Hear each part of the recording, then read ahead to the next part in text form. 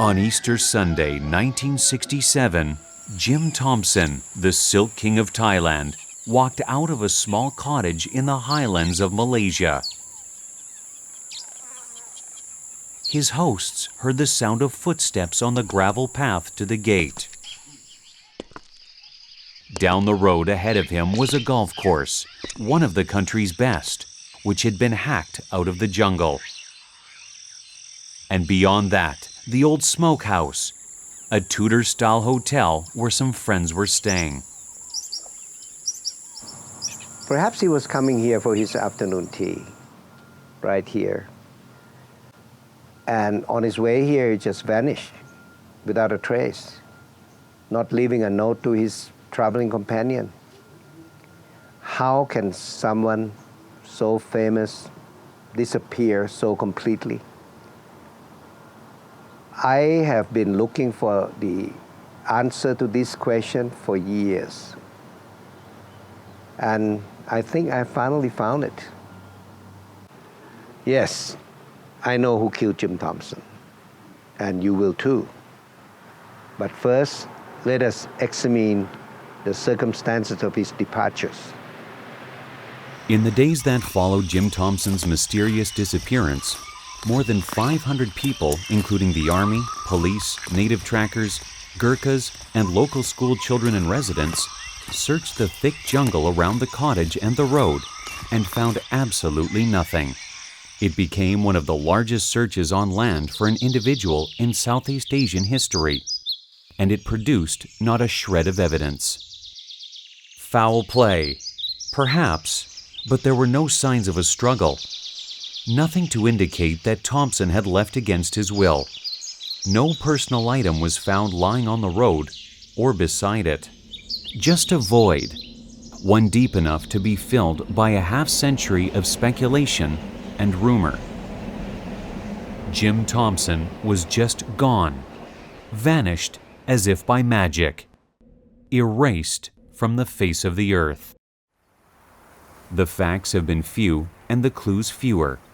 The fate of Jim Thompson has been firmly lodged on the list of the great unsolved mysteries of the 20th century. Now we know what happened to Jim Thompson that Easter Sunday afternoon and why.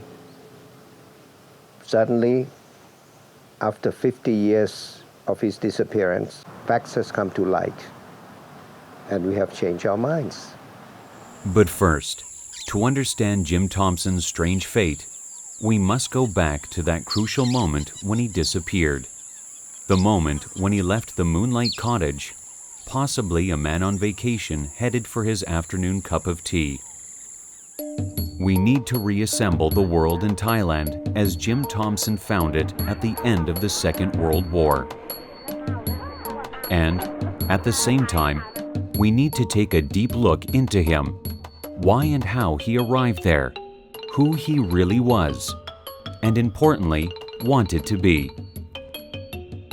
During the war, he had been an officer in the OSS, the forerunner of the CIA, and was sent to Europe to work with the partisans. He fought behind the lines in North Africa and France, and was a well-decorated intelligence officer who helped prepare for the Allied invasion into southern Europe. Thompson had just turned 40 when he arrived in Bangkok, a few days after the Japanese surrender. He was one of the first Americans to set foot in liberated Thailand. In those days, the city was still called the Venice of the East, crisscrossed by canals clogged with craft and vendors, a chaotic city full of charm and intrigue. Bangkok was still full of armed men, but they were no longer hostile. The emperor had spoken and the Japanese accepted defeat.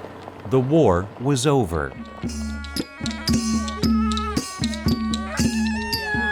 Jim Thompson immediately fell in love with the country and its people.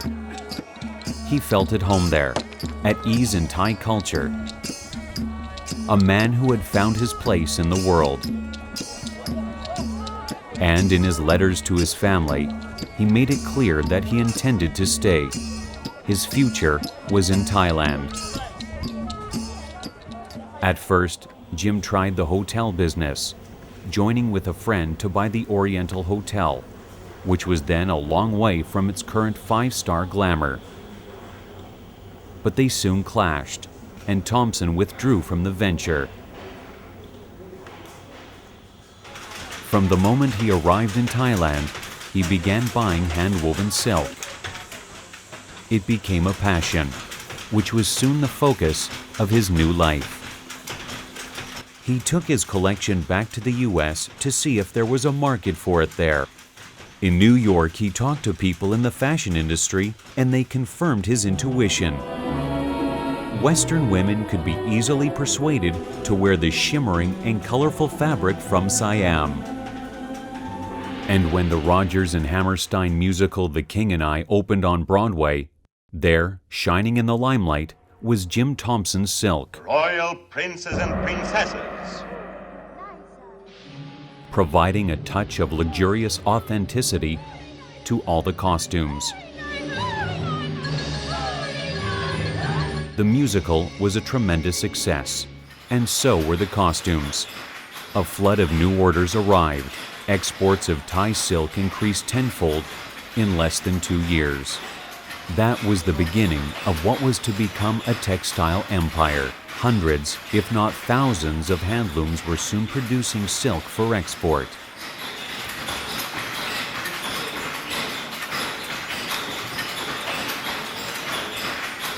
Thompson found new dyes and designs, and the business continued to thrive. Bright, shocking blends of reds and pinks became his iconic colors. The elephant quickly became the hallmark of Jim Thompson textiles.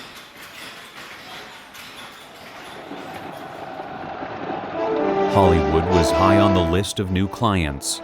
Jim Thompson silk was used extensively in the 1959 version of Ben-Hur, which won 11 Academy Awards, among them one for Best Costumes.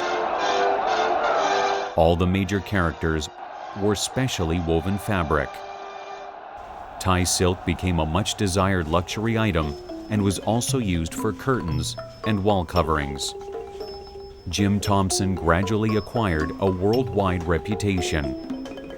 He had every right to be self-satisfied, a man who had started from nothing and created Thailand's most prestigious export. He was often referred to as the Silk King. For more than anyone else, he single-handedly introduced Thai silk to the world, taking a traditional cottage business and transforming it into a global brand. But he was not without his enemies. He was too successful. He had over 100 competitors in the Thai silk business, and many resented the fact that a foreigner had led the way to an international success. To make matters worse, he had openly criticized both the Thai leadership and American foreign policy in Southeast Asia, especially the participation in the Vietnam War. As a result, he had been investigated by the FBI for potential un-American activities. He had confided to old friends that many people had a good reason to murder him. But while Indochina, all of it, Laos, Cambodia, and Vietnam went up in flames, its neighbor Thailand remained a country of tranquility. Still the land of smiles, deaf to the distant voices of war. Tourism flourished, and Jim Thompson also prospered. The core of the silk business was a community of weavers in the center of Bangkok. Thompson leased a plot of land on a canal opposite them and moved into a Thai-style house. That one house soon expanded to fit his social needs and contain his growing art collection. Eventually, he used the pieces of 6 traditional Thai houses, which he refashioned into one. He flipped the wall panels so that the richly carved decorations faced inwards. and the central staircase was placed inside instead of being attached to the exterior of the house. The result was a spacious, stylish design which, apart from air conditioning, had all the modern conveniences while retaining its classic Thai origins.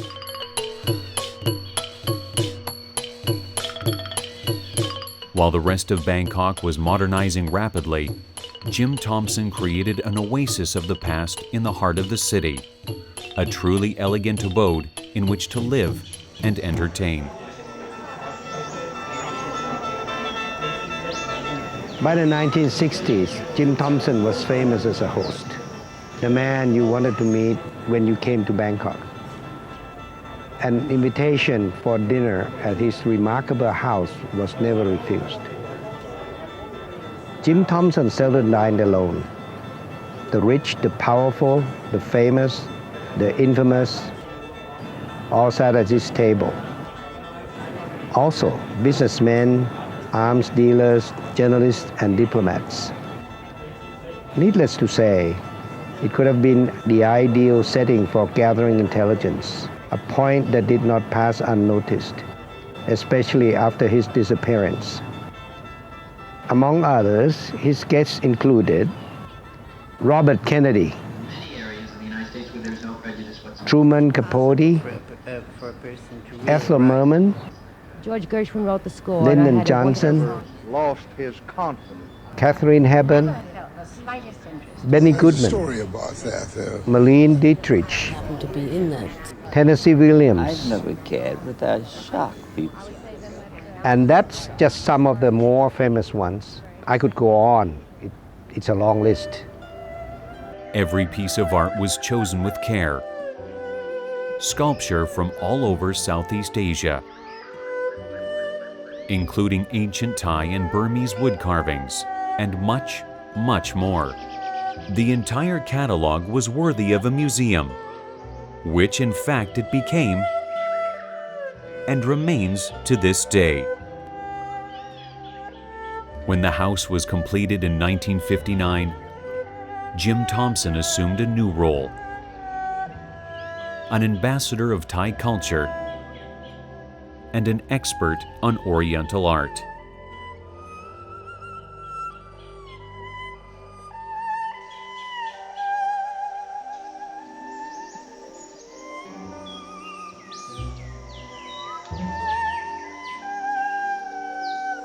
Very little of Jim Thompson's wealth came from the sales of silk. In fact, he didn't need the money. He was already wealthy when he arrived in Thailand. He insisted on sharing the profits of the business with his weavers, some of whom soon made enough money that they no longer had to work. His company was Thai-owned and paid a healthy dividend year after year. For example, a weaver who had invested $25 in 1948 could have sold his share for $850 20 years later. And one of the original investors received a check for over $1 million in the late 1980s, worth nearly 3 times that today. Originally, the Thai Silk Company was very different from what it is today. It was a shareholding company, and the shares, there were, I think, 100 shares.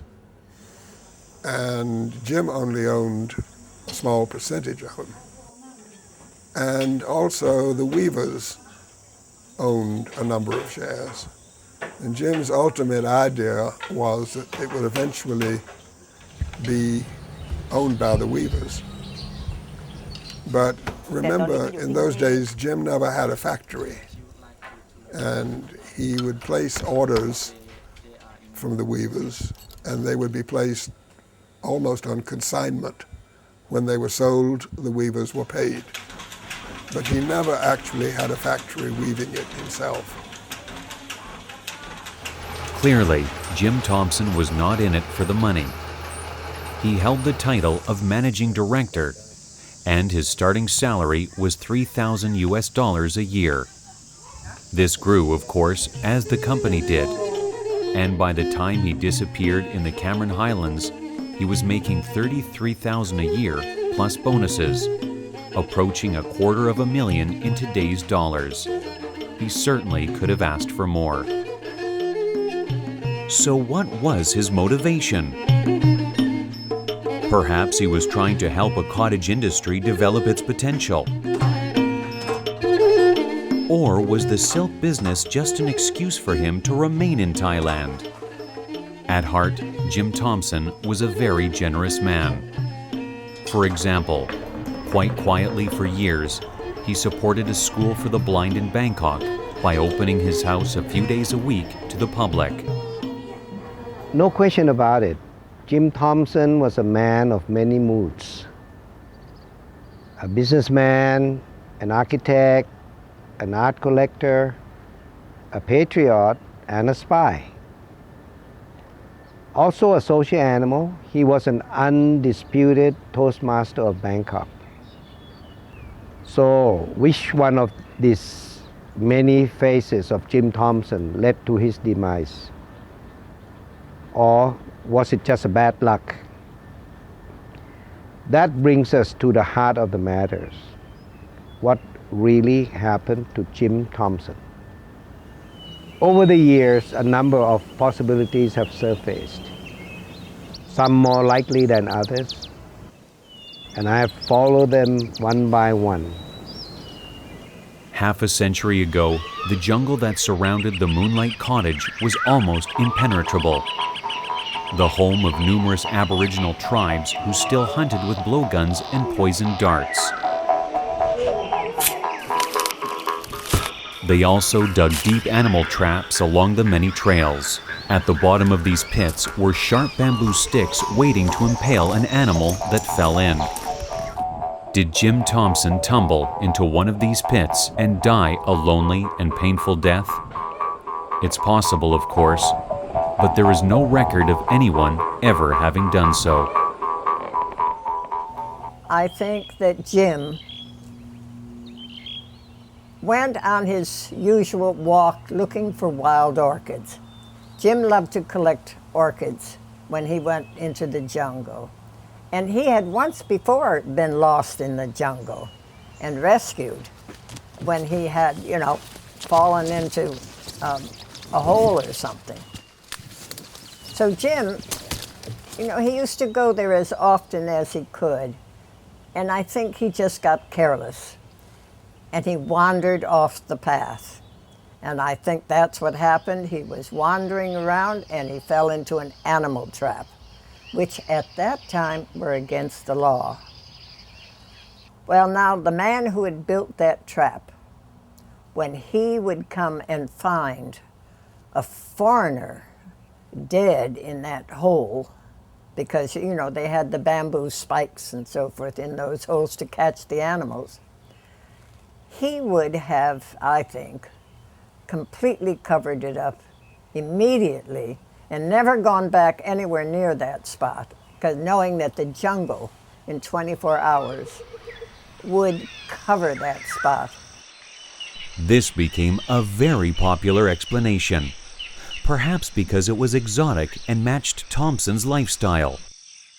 It sparked endless searches through the jungle in the hopes of finding a clue, or just a place to begin digging. They sent all the Boy Scouts through the jungle nearby to look, and they sent all sorts of people looking. And no one ever found even a button or a buckle or a scrap of cloth. So, of course, there were lots of rumors that Jim had been kidnapped by the communists and taken away. Well, those were all followed up and nothing. Absolutely no truth to it whatsoever. Whatever anybody says, none of them have one piece of proof, of evidence. There's only evidence of what is not there. Another easy explanation is that he turned off the main road and became lost in the jungle. Very simple, very believable, and in the Cameron Highlands at that time, very possible. Although the trails were carefully marked, hikers were cautioned to keep to the main ones and take a signal smoke bomb with them just in case. On the morning of the day that Jim Thompson disappeared, at breakfast, the owner of the Moonlight Cottage announced he had found a new trail through the jungle down to the golf course and the hotel. Did Thompson take the same trail in the afternoon? Does it make sense for an overweight 61-year-old man to take a second-long, arduous hike through the jungle on the same day? A woman who was close to Jim Thompson at the time was not surprised that he chose that moment to vanish deliberately, to slip into the dense foliage and let yet another page in his life pass by. Perhaps he went on to start a new life somewhere else in the world. I think now maybe he disappeared himself. The weekend before he disappeared, I was sitting in the window at the shop, no customers at that point, and he came over to me and said, "You know, Ann, I'm going up to the Lings for Easter, and when I come back I have to have this operation." As well as I knew Jim, that was out of character to come and sit and talk about an operation. And I've often wondered if he was trying to tell me that he was intending to come back.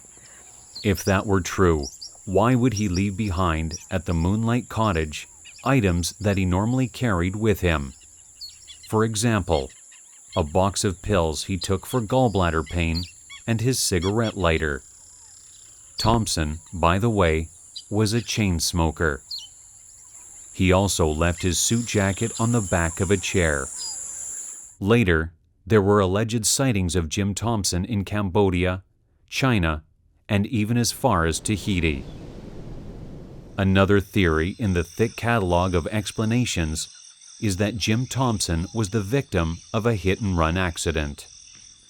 But the road we are looking at today is not the road that Jim Thompson walked down 50 years ago.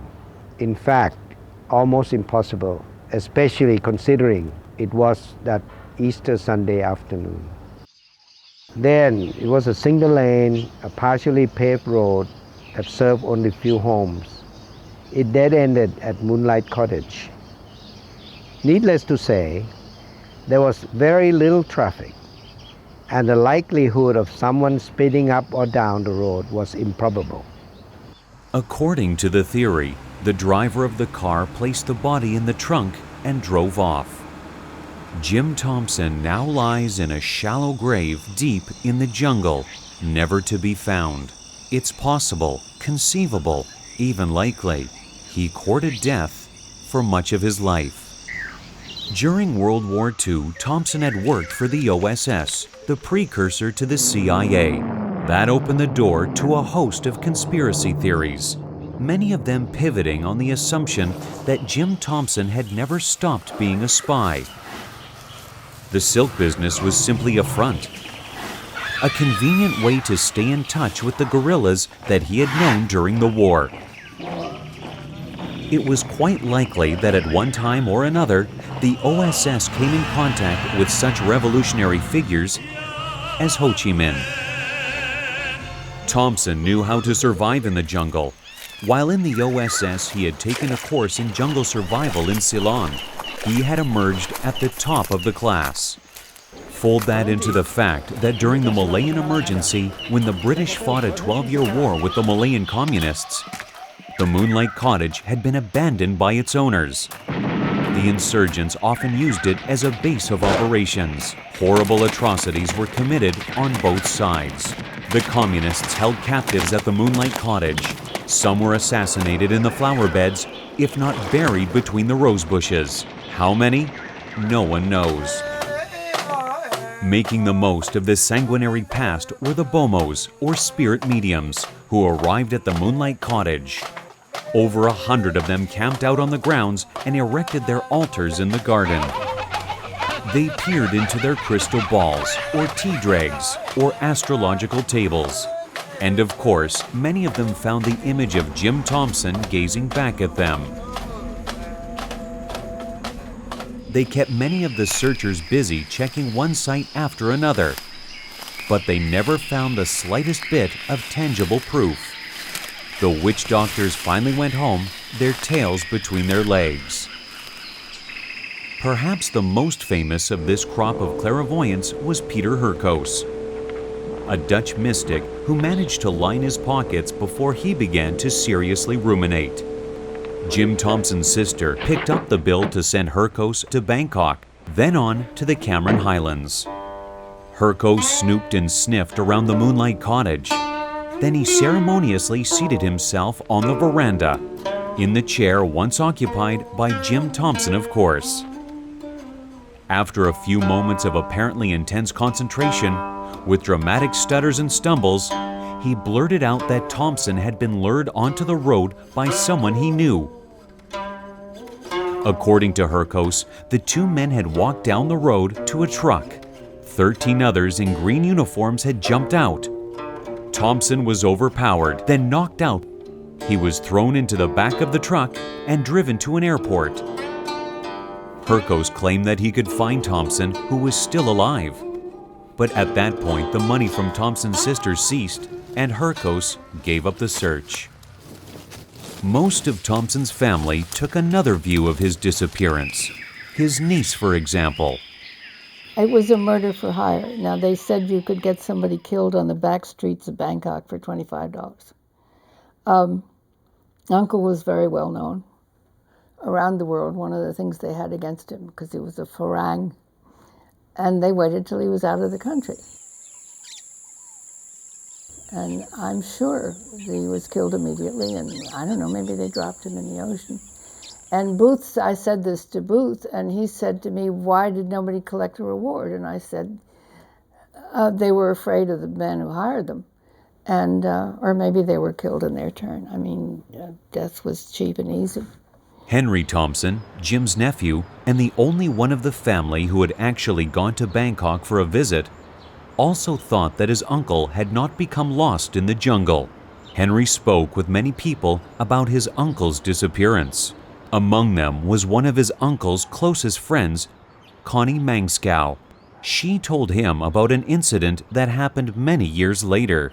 She was flying from Singapore to Bangkok, and a Chinese gentleman, businessman sitting next to her, had said that he'd just come down from the Cameron Highlands. And she said, I had a friend of mine called Jim Thompson who disappeared up there.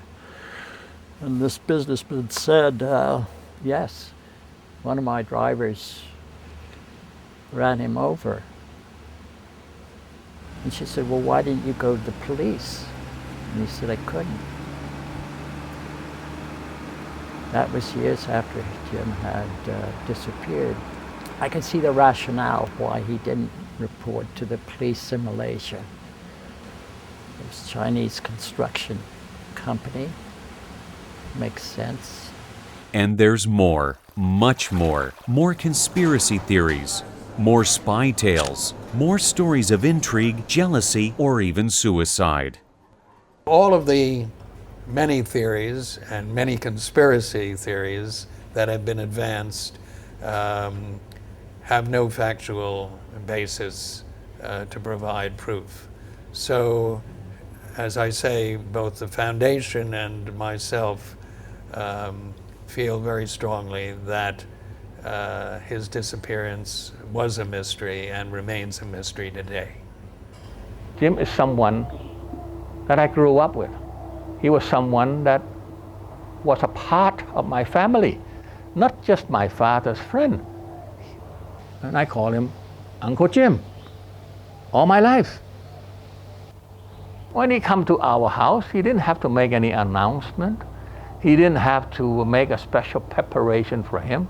He just come, he opened the fridge, and he opened whatever he likes to drink and do whatever he likes. He might ask me for ice or Coke or something, which I don't think he drink anyway, but even though he lives in this odd house by the river, which is wonderful. That's what he likes, I love it. He had his shop just 1 block away from my father's office. I'd love to be there for lunch.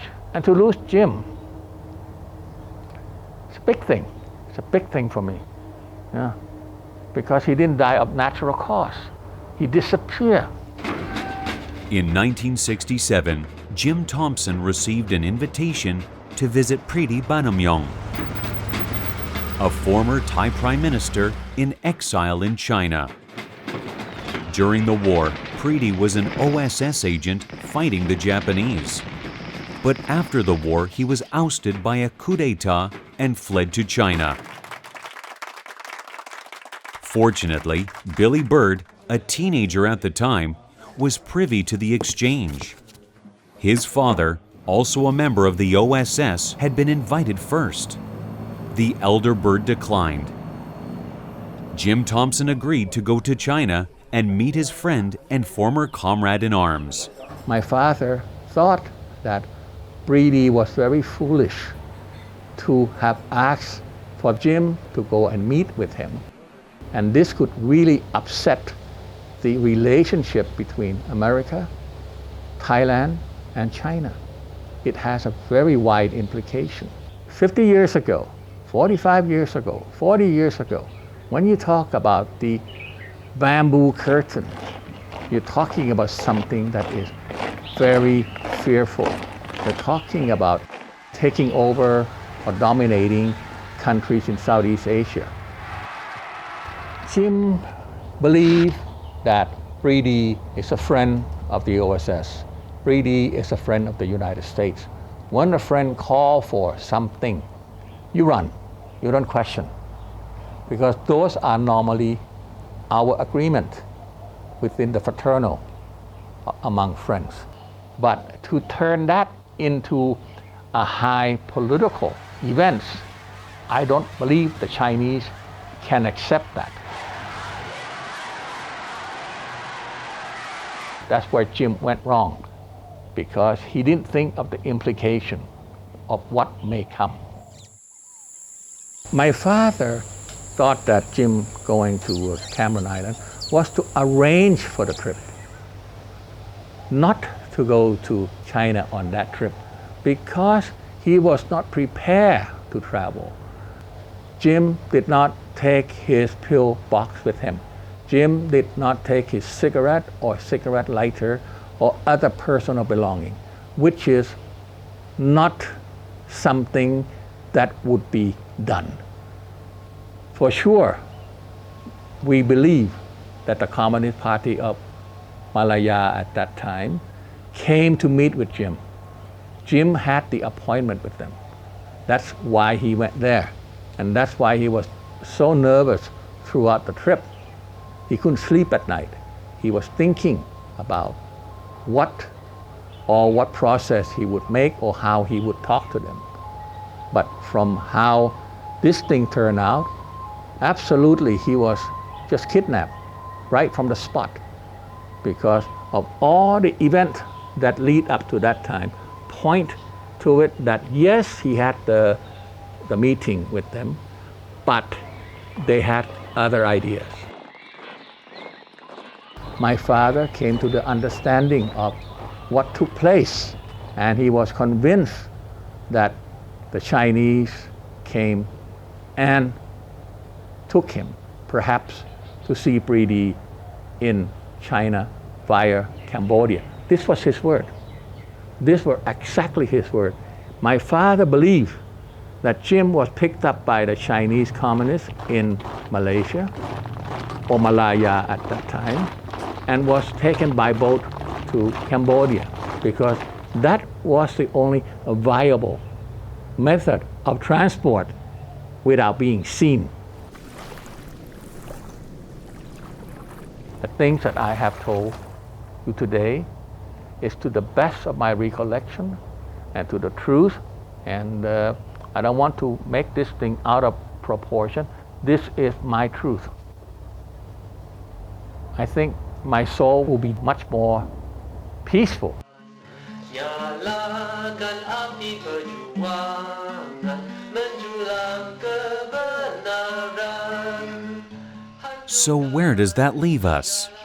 Now, we know that Jim Thompson went to the Cameron Highlands to meet the Communist Party of Malaya in the hopes of arranging a trip to China.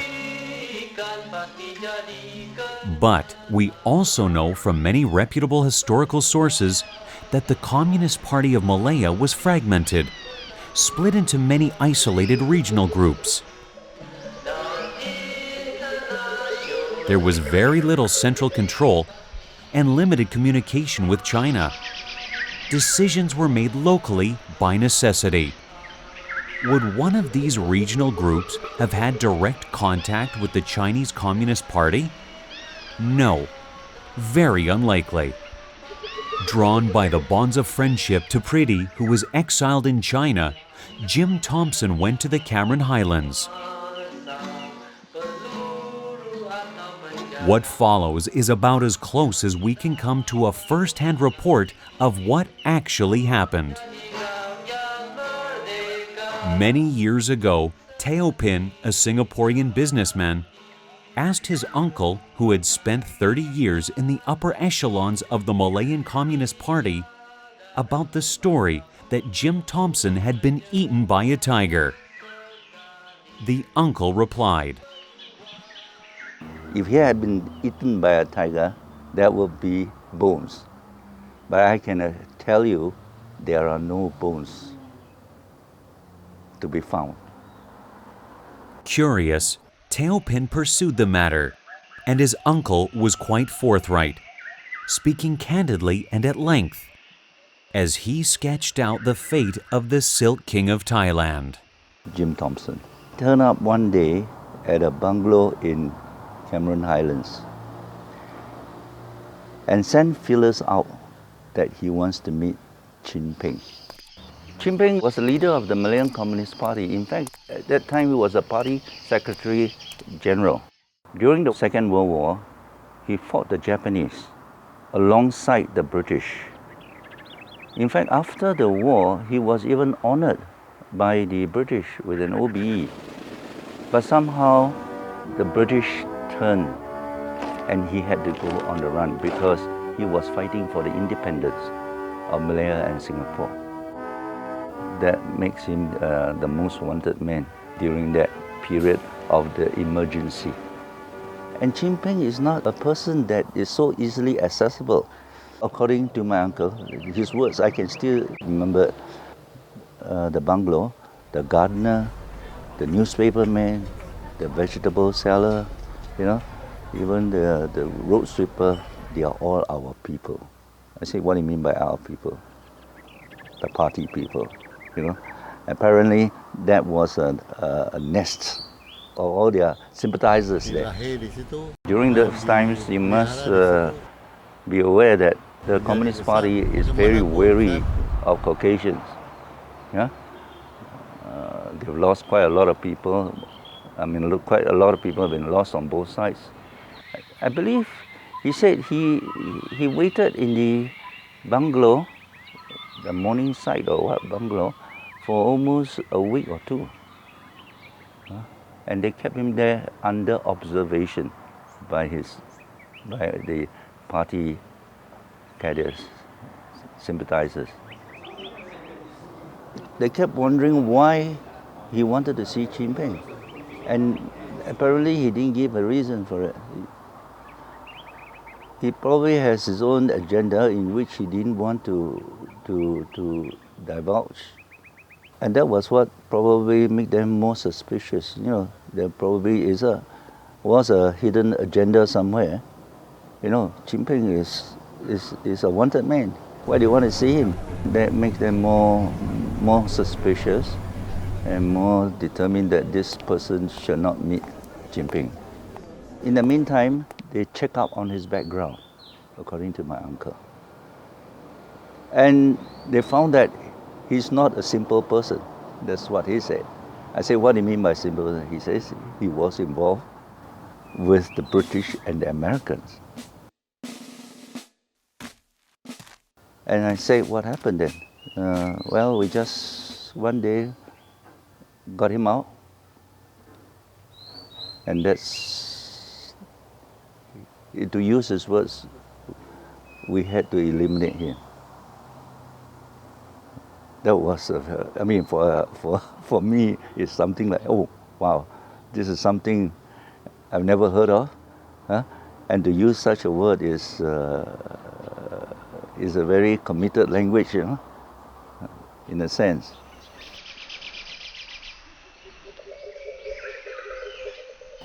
Chin Peng was not even communicated about Jim Thompson's desire to see him.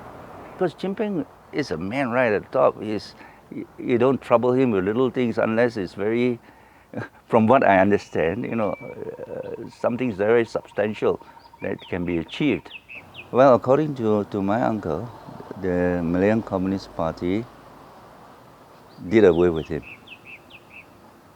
in Cameron Highlands. Now you know what happened to Jim Thompson. We don't know who the executioner was, what weapon he used, and where they buried his body. But it is no longer the mystery that was kept secret for the last 50 years. Jim Thompson died in the mountains of Cameron Highlands 50 years ago, executed by the members of the Communist Party of Malaya.